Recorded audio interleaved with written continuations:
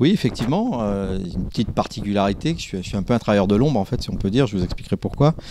En fait, j'ai commencé ma carrière, comme je l'expliquais tout à l'heure, en tant que menuisier, ébéniste.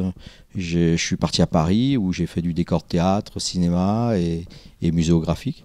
Et de ça, j'ai été engagé comme chef d'atelier de menuiserie à l'âge de 20 ans. Et de 4-5 ans après, on m'a nommé directeur technique d'un centre d'art. Ce qui m'a permis d'installer des expos contemporaines, en fait. Et de ça, avec un carnet d'adresses un peu rempli, parce qu'à 5 expos par an pendant 15 ans, vous voyez ce que ça peut représenter. Et à un moment donné, bon, ben, marre de Paris, comme beaucoup de provinciaux qui montent à la capitale. Du coup, j'ai décidé de redescendre, Ben, finalement, oui, je suis descendu jusqu'à Jetmo, en fait. Hein. C'était un peu loin, mais et de là, j'ai continué en fait cette activité qui était sur la production d'œuvres pour artistes. Donc, ce qui aujourd'hui m'amène encore à voyager un peu dans le monde, forcément, pour poursuivre toutes ces productions et ces installations d'art contemporain, en fait. Voilà comment j'en suis arrivé là. Alors là, prochainement, je pars au Mexique pour installer une œuvre de Soto, qui est un artiste vénézuélien, et que j'ai évidemment rencontré à Paris. Hein. Au mois de mars, je pars aussi au Brésil pour lui. En fait, je travaille essentiellement sur la production de ces œuvres monumentales. Alors, vous pouvez les retrouver pour certains qui ça intéresse sur l'art contemporain. Vous tapez Soto sur Google et œuvre de Soto et vous verrez un peu tout ce qui est production monumentale. Ben, en fait, c'est fabriqué à Jetmo. En fait, voilà, c'est un peu le. Mais ça reste quand même du travail un peu de l'ombre.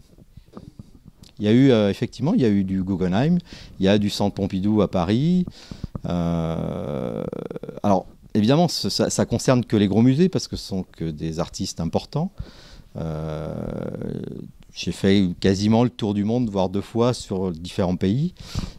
Paris, effectivement, c'est le musée de l'immigration dernièrement, le Centre Pompidou, qui sont en gros mes plus gros clients pour ce genre d'œuvre. Voilà. Oui, c'est arrivé que. Alors, les artistes, évidemment, je les rencontre plutôt à Paris que chez moi. Hein.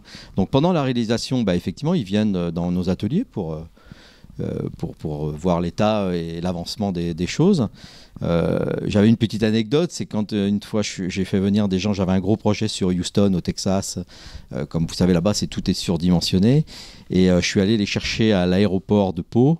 Déjà, ils étaient assez émerveillés de voir les montagnes à l'arrivée à l'aéroport et de rouler sur nos petites routes de campagne chez nous. Quand on voit les autoroutes qui font 7 voies chez eux, ils étaient assez surpris, mais très contents en même temps de venir voir un lieu dans lequel on était pour produire ces œuvres. C'était assez fabuleux pour eux, oui. Voilà. Mais on a ces visites qui restent des moments très agréables et très sympas.